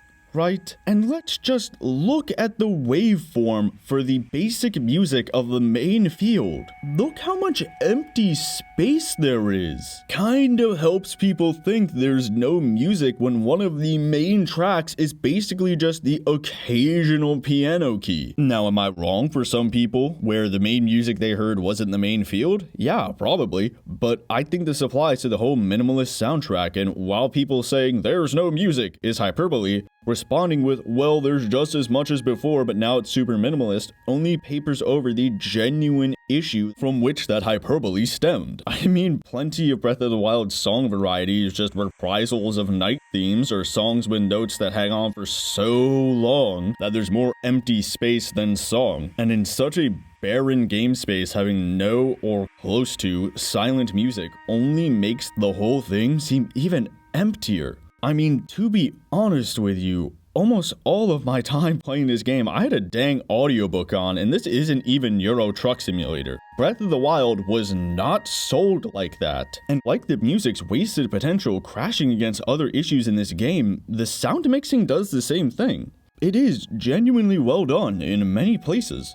For example, when Link is carrying more metal weapons, his weapons make like a clinking sound than if he's carrying wooden ones. That's really good! A great detail to help sell the experience. But I mean, I bet a lot of us didn't even notice many of those things, which in a lot of ways makes that feel like wasted effort. But that's not to say this effort isn't appreciated. I mean, heck, I used very specific musical tracks from very tedious sections of other games for my section on busy work. Was it wasted effort to get and use them? No, because I think they're great details for whoever knew where that music was from. You know, funny how often we see that praise for something isn't considered too small to matter, but when someone says something negative about something, it's a nitpick, huh? Anyways, genuine gold star on that Breath of the Wild. Seriously. But when it comes to other musical stings, not so much. With The Sims, there's a variety of interlocking effort to reward ratios and smaller challenges like dates, child rearing, job goals, etc. that change up as you play with different Sims. So getting that little jingle saying, "Your kid learned to color with crayons instead of eating them," is rewarding because of the smaller effort you had to expend, and how it might be different between each child. But in Breath of the Wild, the musical stings we get for solving a shrine or defeating a monster or completing a quest simply become noise, like I explained in the praise section of the rewards. So while the music and sound design might be good in a vacuum, or at least, in a more fitting game, for the most part, here it only brings the empty world into focus or adds another log onto the main contradiction fire. Now I have to address some of the music's defenses. Some people who may admit there's less music say it's fine because, well, one song would get repetitive, so I guess having less music is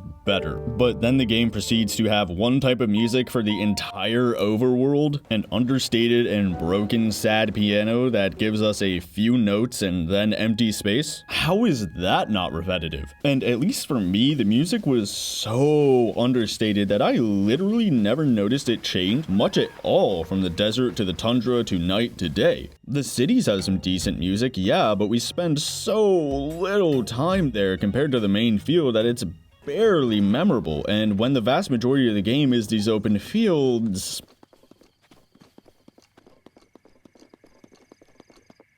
and for the games that did have one track when in the main navigation space, honestly, who got bored of the Great Sea Song? But anyways, even if you did, it's then on the sound designer and musical composers to make multiple tracks and switch them out naturally during the course of play, or make a track worth listening to for hours on end, which any glance at the endless 10-hour song loops on YouTube shows can be done. Or they can make a soundtrack that blends into the background without fading away, like the ambiance of a forest after a whole week camping. It's not a good argument to say that if they had one song for the whole world it would get boring.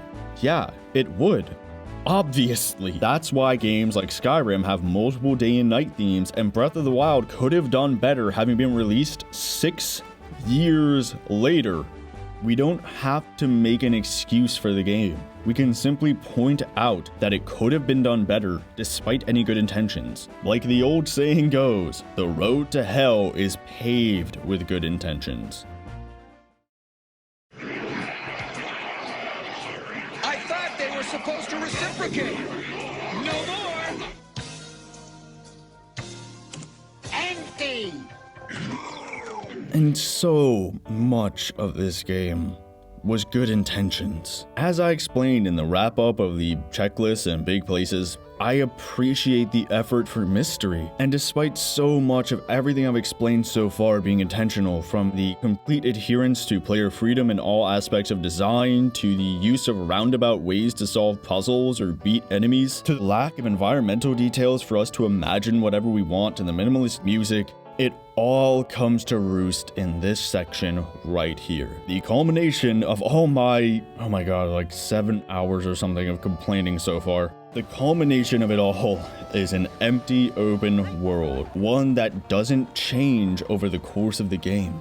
One that cannot change, so it can adhere to the philosophy of player freedom, which, again, as I mentioned, leads to the game stagnating on its flow channel. Those of you who also have a PhD in Simpsons quotes with a minor in Futurama might have noticed the conspicuous absence of a couple of episodes so far in my memes. And why? Because it's your homework to watch them, since the memes make themselves. You know, for those of of you who won't, in Bart's Inner Child, Bart and a self-help guru convince everyone to just do whatever they want by listening to their inner child, and giving easy, non-answers that sound good on the surface but don't actually solve the underlying issues. Needless to say, the town completely falls apart as no one does their work, people fight instead of pretending to like each other, etc. Same kind of thing with A Taste of Freedom for Futurama, which I did bring up for one meme in part 2, but still. In it, on Freedom Day, where people do whatever they want, Zoidberg eats a flag and gets attacked by patriotic First Amendment violation Earthicans. However, after an invasion by Zoidberg's people, they all learn that actual freedom isn't simply doing whatever you want, but freedom from oppression that keeps you from expressing yourself rather than basic societal rules or courtesy despite having freedom of speech. Good lessons that apply to many things, even video games. You can't just do whatever you want whenever you want in a game. Now that may sound ridiculous to some people, considering the now complete push to open worlds, perhaps even borderline offensive, like I'm crashing through your window and saying you can't literally do what you find fun. But like I said at the beginning of this series, a game is its rules. And without those rules, we're not making a game. We're making free play. Even a kid knows you can't just decide that you don't have to touch all the bases in baseball, right? Every other kid on the playground would refuse to play with you then. Now, to someone still possibly watching this video, I may also sound like some old stuffy professor or dean from an 80s movie keeping the frat house from having fun. You have to do it by the book. But after all these videos so far, I'd like to add something that I just didn't get to in part 2. That one of my most nostalgic memories I have comes from a moment of open map freedom where I could go where I wanted.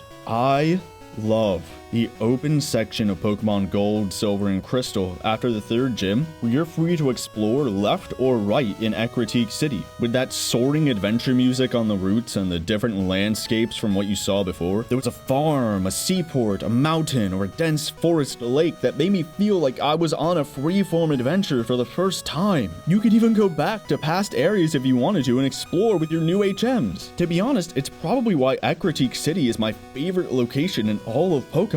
So when people say Breath of the Wild made them feel like a kid again, trust me, I get it. That was how I felt back then with my teal Game Boy Color sitting on the bench on my front porch, screen angled away from the sun. My little fingers going over the 2 buttons that are now so small in my adult hands. But despite that deep love, that part honestly isn't the most well designed. It means the 5th, 6th, and 7th gym are basically at the same level. It creates a flat flow channel out of the middle of the game, just like Breath of the Wild does on level 2 of its flow channel. Once you clear one section of the free roam area, the others become deterministic busy work as your overpowered Pokemon blow through the now easy enemies despite any detrimental type matchups. Perhaps they couldn't have adaptive level scaling or something on a Game Boy, but Game Freak didn't put some kind of fix into the DS remake, so we should take some points off of those games, even though I love those sections so much. I think this statement I found on Reddit, yep, what a source, even though, you know, I showed them for fan theories people were talking about, sums it up really well. I don't personally understand the perspective that linearity equals bad. Therefore, the game must be 100% non-linear as opposed to being 90% non-linear and 10% linear. The issue is people don't actually know what it is they hate, and so they use the word linear instead. What people hate is their choices not mattering. People hear open world and imagine that means they can make all the choices they want in any order they want, but the truth is, an open world just means no loading screens when you're walking around. But because they've conflated a single map with meaningful choices, they imagine that anything other than that open wall-less plane is an attack on their freedom and reject it. This is purely anecdotal, but the logic does make a lot of sense to me and kind of is a good way to think about certain things. It makes sense that an open world would fix such underlying issues and remove the inability to engage with the fun we want to have. It seems like it should, by its own nature, give only meaningful choices. You basically control the pace of the game if you take forever to do anything. You control the story if you even do the main quest. You even control the difficulty if you keep smashing your head against hard enemies clearly coded to be on the second or third or whatever rung of the flow channel. In a word, open world equals freedom, which equals the quickest shot to that feeling of accomplishment at the end of the game's challenges, since every step in any direction is us accomplishing something we wanted to do. But in the same way a cup of sugar isn't a cake despite having calories, that quick feeling isn't a game. It's only part of one. One? A Skittle? Without a proper flow channel, skill chain, planned encounters or locations, proper storytelling, effort to reward ratios, etc., you didn't make a game. You've made a map. And that's fine in its own way, but if I literally just handed you GTA's free roam mode, would that be worth $60? Or would you say, excuse me, where's the story and online mode? The free roam mode is fun, but sold on its own, it's not a 10 out of 10, not a well-designed experience, and not worth $60. Not what GTA was advertised as, not the greatest game ever made, and is lesser than others that came before it, regardless of if we had fun driving off a cliff over and over or see pedestrians interact with each other, since we could do that already in any other GTA game with so much other stuff besides just that. This is an empty world that doesn't change over time. And this was intentional, since in their GDC conference, the developers state that a determined sequence of events and barriers made for level design were conventions of Zelda they wanted to break. No, those are conventions of game design. Having a set of things for players to interact with is the absolute barest minimum of what a game even is. Now, that's not to say that bending conventions is a bad thing, as I said. Shadow of the Colossus has so much downtime riding between colossi that it's more like Monopoly, where the downtime becomes a major part of the experience, not just a cost we don't want to buy into. Not only does it have the occasional lizard catch to break up the riding, it also emphasizes how big the colossi are by letting them contrast with the open areas. The boss fights are such a focal point that we get those moments of reflection and planning and maybe even questioning if the colossi are even bad and worth killing, since they just seem to be minding their own business. Not to mention you may have to plan and navigate the terrain, since your sword only says the general direction to go, not where the path through the mountain may be. Heck, we see that a mechanical world progression works perfectly fine, as it has since, honestly, well, forever. What do you think games did to show changes in their game space before we had enough memory to fit text for story? Be it divided space, open space, levels, etc. Elden Ring progression is almost entirely built around its mechanical structure, having new enemies and new status conditions for you to bash yourself against and learn how to defeat them. Even though you may be as weak as you were comparatively at the beginning in Limgrave as you are to the enemies past Stormwind Castle, you're better at the game, you have better techniques, and can now play around new enemy types. When you go from flow channel state 1 to 2 to 3, you're changing and making the game's initial cost of high difficulty become rewarding payoff, i.e. being able to actually play the game without sucking. It even has story and environmental storytelling take a far back seat, or at least be so opaque that everyone knows it's inscrutable and takes a long time to piece together. Those two worlds, Shadow of the Colossus and Elden Ring, sound a lot like Breath of the Wild's world in a lot of ways, huh? But Breath of the Wild's world isn't that. It's just empty. The game world cannot change lest there be something too hard or out of the way for you to feel it's restricting you. Once you leave the Great Plateau, you have to be able to go anywhere. And as we used to say before the bland open world got normalized, he who trades pacing for gimmicky open world freedom deserves neither. That means everything has to be the same level of difficulty. Once you beat a divine beast, fight a Lionel or Guardian, you're not facing anything much different. Maybe a shrine or two has a tricky puzzle, but after a while the rewards for doing them aren't worth it. At best, it shows some parts of one part of this game are pretty good. Not a 10 out of 10. Not only does the world not change, but it enforces how we, the players, don't change our method of interacting with it. There's just no reason to come out of that downtime, since the rewards it gives you just plays into that deterministic busywork and dominant strategy, only making you stronger, not more skilled. There are no meaningful choices that make any actions worth it after the Great Plateau, since it's easier to just hit enemies or avoid them. Sure, there are plenty of roundabout ways to engage with the enemies or puzzles like the developers said they wanted in their conference, and that on its own is not a bad thing. But when it means that you have no structure alongside having deterministic combat, leading players to using degenerate strategies, thus removing all structure from the game, so it's essentially just free play that can't risk changing its effort to reward ratio and allow the game world to adapt or change because it has to allow the player to go anywhere and do anything, which can in turn hinder player progression and understanding regarding necessary plot obstacles. Ooh, that's bad. It's like the game gave us too much transcendent power, which removed the challenge and even gave us the power to transcend the game design itself and act outside of its magic circle. What kind of transcendent power do I give to the player? How can I give even more without removing challenge from the game?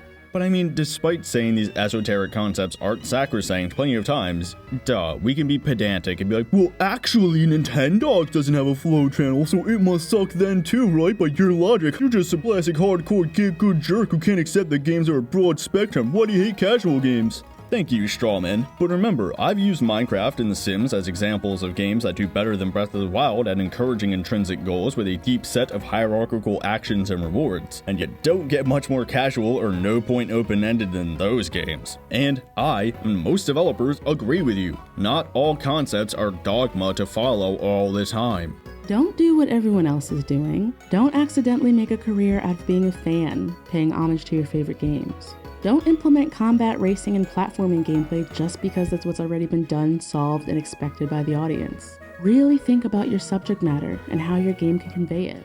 Treat the interactive medium like an art form. Notice dogmas and challenge them. Games don't have to be fun, fair, balanced, clear, and certainly not addictive. Games can have meaning and resonance like any other art form, and we are just starting to explore all the ways that's possible. The day will come when everyone will have forgotten about the Black Ops clones, but the games pushing the medium boundaries will be remembered as classics.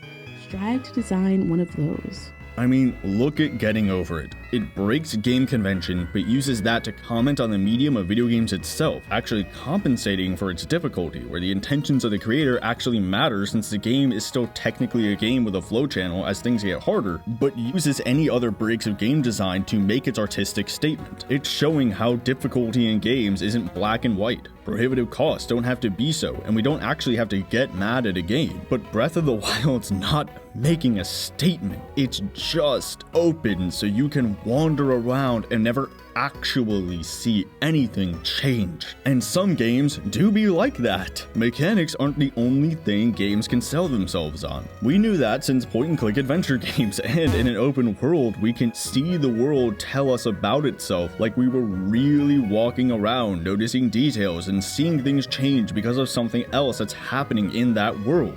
And yet, Breath of the Wild simply cannot accomplish this. Whether it's the main contradiction of the serenity versus post-apocalypse, intentional mystery and locations leading to nothing but a blank page, or enemies doing literally nothing but existing to be enemies, Breath of the Wild just does not fill its world with memorable locations beyond the bare minimum of a ruin being a ruin that was once not a ruin. That's not a story, it's just logic. And Nintendo knows this. The Dark World, Past, Future, Hyrule, and Termina, Twilight/not Twilight, Low Rule and High Rule. Nintendo knows you have to have something here against which to compare the ruins, especially when you decide to just throw out all canon and conventions beyond the barest minimum reuse of assets to keep brand recognition. It creates a world that doesn't offer any change. Nothing beyond ruins or few other locations that aren't explained beyond big cities, which only raise more questions about how this world isn't annihilated.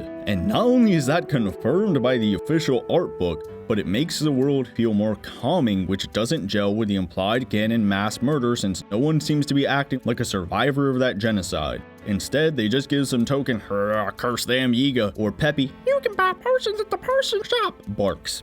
Yo, the people who are actually alive during the end of the world don't seem to be very traumatized by the return of the catastrophic evil thought to be banished, or the capture and reprogramming of a whole robotic army that was originally raised to protect them. I mean, sometimes there's a dude guard at the entrance to a town, but more often than not, there are monsters a few literal stone throws away. Most people can easily defend themselves and typically have superfluous problems, if any, at least compared to the blazing end of the world. They don't feel any worse than a rural issue of wolves or coyotes in real life. The monsters, the main obstacles in this world, are vapid story huts that have nothing to impact the world in any lasting way. They are little more than actual palette swaps, often with nothing extra to tie them to any particular area, like the bokoblins wearing relevant protective gear for weather. The animals that are specific to ice areas may as well be palette swaps themselves, since a rhino acts no different than a boar. The bare minimum, really. The dragons add nothing but more questions and palette swaps when Skyward Sword already did helpful dragons fine enough. The transitions to different biomes too. There's nothing really different overall, superficial changes. The fish people city looks different, which is nice, but when they just walk around and ask for glowy stones instead of ice berries and then say thanks, is that really much of a change from one place to another? I'll go more into this next time, but if you're fighting the same enemies and seeing the same copy-pasted ruin models over and over with no real explanation, what's really different? Not much, especially when the music feels the same. And the only real faction with any agency, with reason to act in this world, with the narrative ability to teleport and disguise themselves to go anywhere, don't really do anything. We squandered the chance to have them shake up things, and instead they become background noise and no different than a choo-choo. Like, Ganon's minions are trying to stop Link and attack him. Okay. Next, you're gonna tell me that when I tell Link to swing his sword, he swings it? There are ruins in a ruined world or spaceships in a sci-fi story? That's the bare minimum of what's expected of minions who, allegedly, support Ganon. I simply didn't have 400 hours to study Elden Ring for all the details that many claim are there, but at least I could see that, like, in the Sophia River, whatever that underground place was called, there were what looked like those tombstone steelers from above ground, but they weren't sanded down by time. And there are dead dudes in the ruins who looked like nobles, and they had some runes. We all know those were valuable, same with how the rune fragments were being mined by enemies. So we can determine this is probably a noble place. Who's that then? I don't know. Must be a king. Why? He hasn't got all over him. Again, I may be getting some stuff wrong, but the point is that even a cursory glance at Elden Ring shows it is at least doing a bit more. When we frame experience as narrative, the events and actions of gameplay take on form and meaning within the game's representational universe. The dynamic properties of the space of Tekken and Quake are important in creating emergent narratives of conflict, but the spaces contain embedded narrative qualities as well.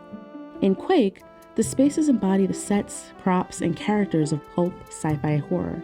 In Tekken, as with most fighting games, each arena is thematically linked to one of the game's characters. Space can therefore be used to express information about a character's persona or backstory, or to create narratives about defending one's home turf or invading an enemy's territory. These things matter. Every element of a game has potential, and in Breath of the Wild, that's adding up to basically nothing. And the fact that for so much of the narrative sections of these videos, I had to break my pseudo rule of not talking about DLC to focus on the original product really just shows how empty this world is. I mean, how often have I said, no, the art book says nothing either, or the art book shows this world isn't ruined, etc. There's no fancy, maybe the Dwemer used sound-based magic to transcend into another plane, or maybe the snake people from the other continent are pretending to be the ruling kings of Tamriel, or whatever, fan theories, but instead proves these locations were, in fact,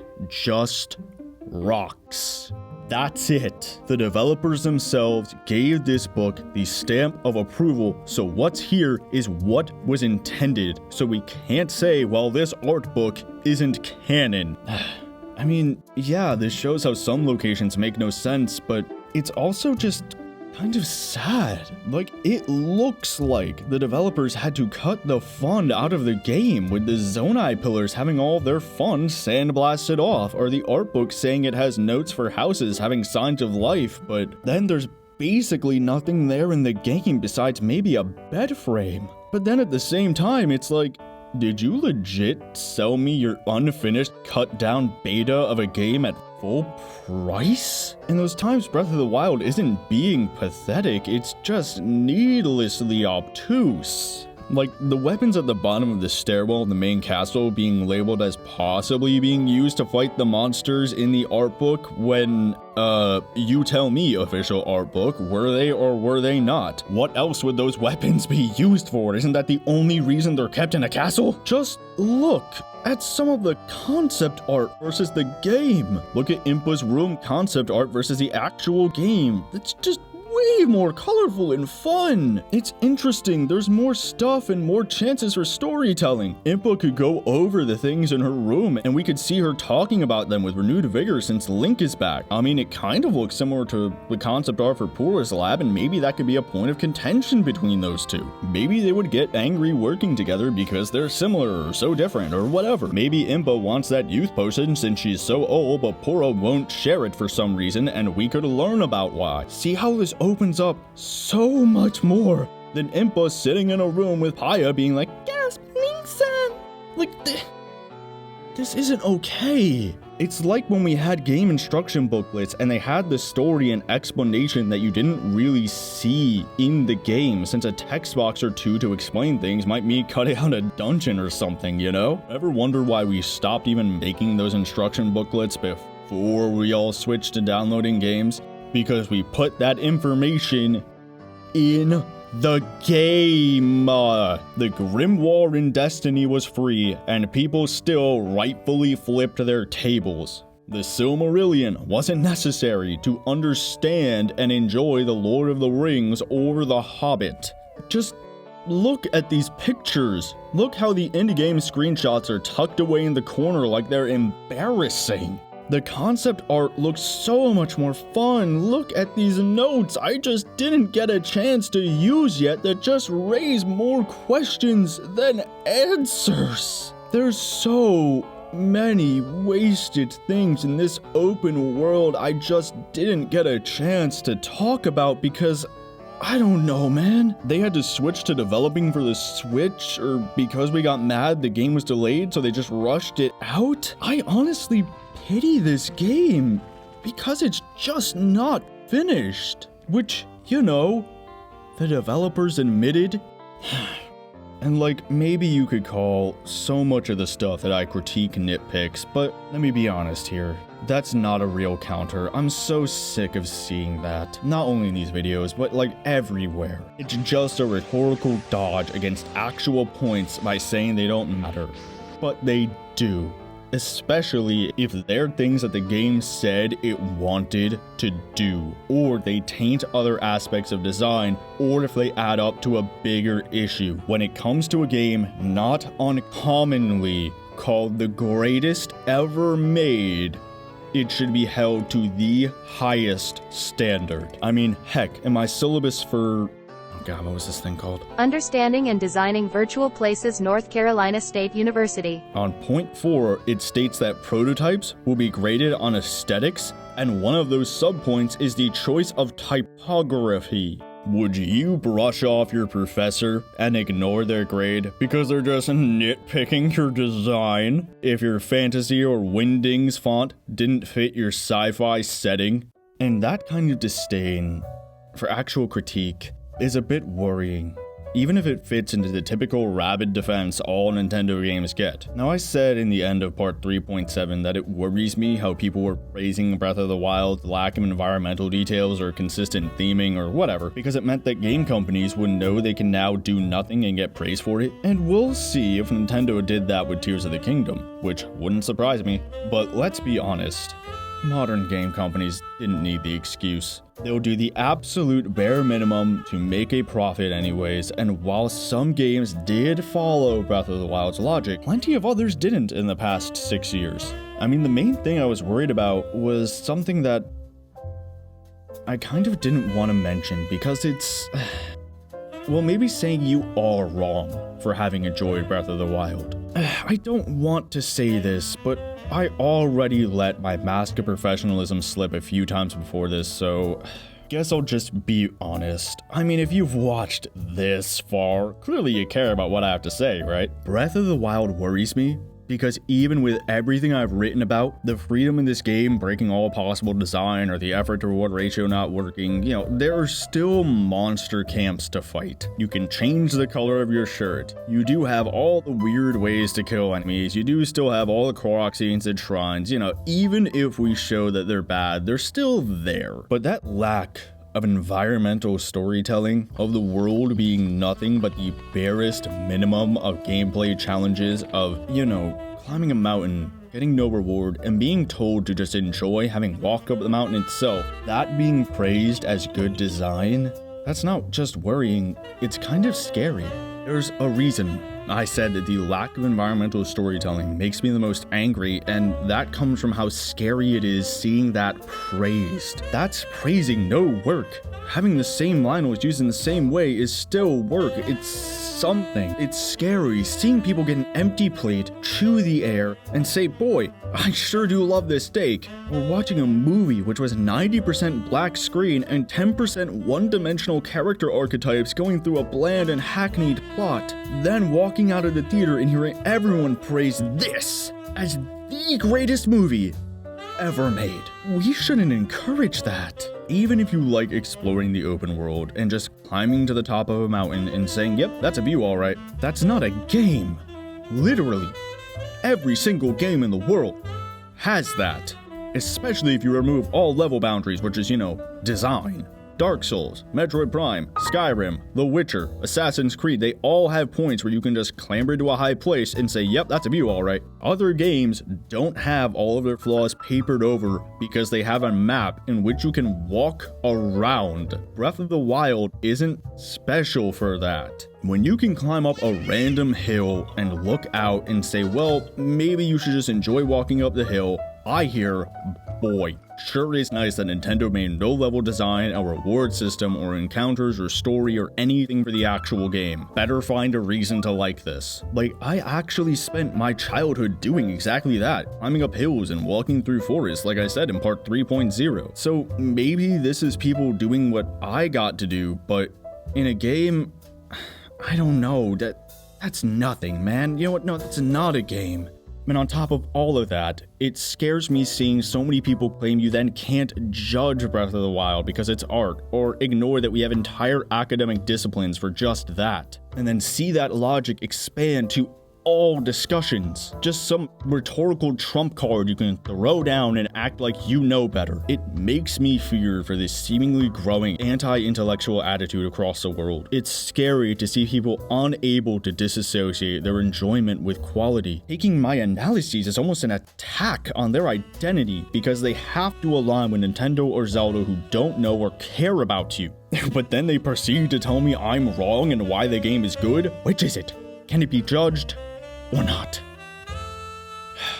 Seeing people praise the empty world, excuses, calling lack of explanations mystery, we deserve better. We should expect better instead of a broken Steam Greenlight Alpha build sold for full price. It's really like praising McDonald's as the best cheeseburgers because they put cheese and ground beef between some buns when you've never had one with A5 Wagyu and homemade bread with perfectly melted emmental, but you paid the same price for what you did get. And after all of this so far, if we still want to say I'm wrong on every point, then we should look at Breath of the Wild as something completely unique and write the story ourselves, and etc, etc. The game has so many caveats, it can only be seen a certain way by certain people. Maybe it's just not worth defending.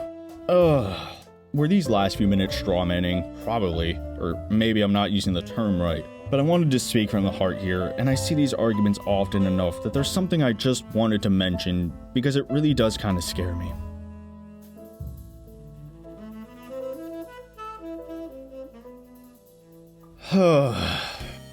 All of this so far was, by no means, an exhaustive list of everything wrong with Breath of the Wild's world, both mechanically and from a basic storytelling perspective. I went over the largest issues and a few big culprits to make my points and general thoughts clear. You can apply what I said to basically any place in the game, and like I said, I kinda would like to go through all of my notes and exhaustively lay out all of my problems, but I think I've gone through enough here to make my overall arguments so far clear. Boy, when I said completely barren world will probably be the next video I make, because I could rant for hours longer about how the world is empty with nothing to find or do. I was not kidding. Funny how the more empty Breath of the Wild is, the more I have to rant about. Well, let's see how long I rant about the side quests, stories, cities, people groups, and characters. And I think we should start with what I hear is the best side quest in the entire game.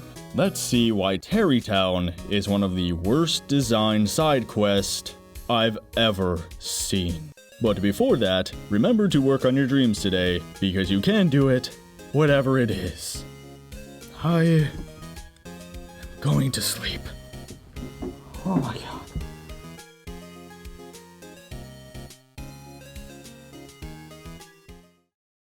I'm going to jump! No! Do a flip!